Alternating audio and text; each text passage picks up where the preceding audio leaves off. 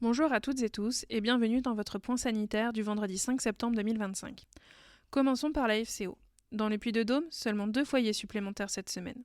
On compte donc 17 foyers de FCO3 et il n'y a toujours pas de foyer de FCO8. À l'échelle nationale, la progression se poursuit. Depuis le 1er juin, on recense 4 556 foyers de FCO3 et 2 304 de FCO8. Nous vous rappelons que la vaccination est un moyen de protéger vos animaux. N'attendez plus pour vacciner. Passons à la MHE. La situation reste stable, avec seulement 2 foyers confirmés en France entre le 1er juin et le 4 septembre. Rappelons qu'en 2024, l'État a soutenu très largement la vaccination FCO3 et MHE. Aucun dispositif d'indemnisation n'est prévu à ce jour pour les pertes liées à la FCO ou à la MHE sur les foyers déclarés en 2025. Enfin, un point sur la dermatose nodulaire contagieuse. Il n'y a pas de nouveaux foyers depuis le 23 août. On compte donc toujours 77 foyers concernant 45 élevages. 86% des bovins sont désormais valablement vaccinés, c'est-à-dire que le délai de 21 jours après injection est passé, garantissant une protection efficace. Les vétérinaires ont tout de même observé quelques effets secondaires chez certains animaux. C'est pourquoi une vaccination généralisée à toute la France n'est pas envisagée. Exception notable, la Corse. Avec sa proximité géographique avec la Sardaigne, seulement 12 km, et les 53 foyers recensés au nord de l'île italienne, 40 000 bovins corses sont actuellement en cours de vaccination. La maladie semble aujourd'hui contenue en France grâce à une très grande collaboration de nombreux acteurs. Les éleveurs concernés qui ont accepté rapidement cette solution radicale qu'est l'abattage ont permis de contribuer à limiter la propagation. En parallèle, et depuis le 18 juillet, la vaccination se fait à un rythme très soutenu, avec 7000 bovins par jour. Tout le monde a travaillé d'arrache-pied tous les jours.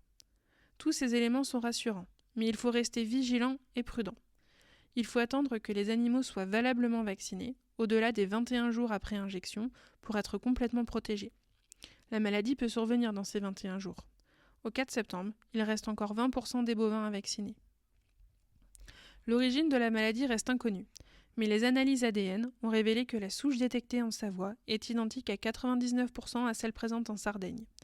En Lombardie, le lien épidémiologique a été rapidement établi. Un jeune bovin contaminé, en provenance de Sardaigne, a intégré un bâtiment d'engraissement. Nous pouvons donc que vous inciter à mettre en place toutes les mesures de biosécurité, notamment lors de mouvements d'animaux. Une bonne traçabilité des animaux par tous, éleveurs, transporteurs, acheteurs, est une garantie pour protéger les cheptels. Si un lien épidémiologique est réalisé rapidement, alors l'action peut être rapide et l'extension du problème est limitée. Rappel important. Tant que les 45 jours après le dernier dépeuplement ne sont pas passés, aucun animal ne peut sortir de la zone réglementée. Certaines demandes de dérogation ont été formulées pour récupérer les animaux en estive, mais à ce jour, aucune n'a été acceptée. Patience et vigilance restent de mise. Pour le sommet de l'élevage, aucun animal de la zone réglementée dermatose ne sera accepté conformément à la réglementation en vigueur. Cela signifie que les bovins, les équins, les ovins ou les caprins de la zone réglementée ne pourront participer. Le webinaire du 5 septembre sur la DNC, la MHE et la FCO a été enregistré et est disponible sur notre site internet. Et pour finir, dès le 17 septembre, nous venons à votre rencontre. 8 dates, 8 lieux, pour échanger avec vous autour d'un buffet sucré-salé, à l'occasion des 40 ans de votre GDS. Un temps convivial pour faire une pause et partager ensemble. Merci de votre écoute, prenez soin de vos animaux et à très bientôt pour un nouveau point sanitaire.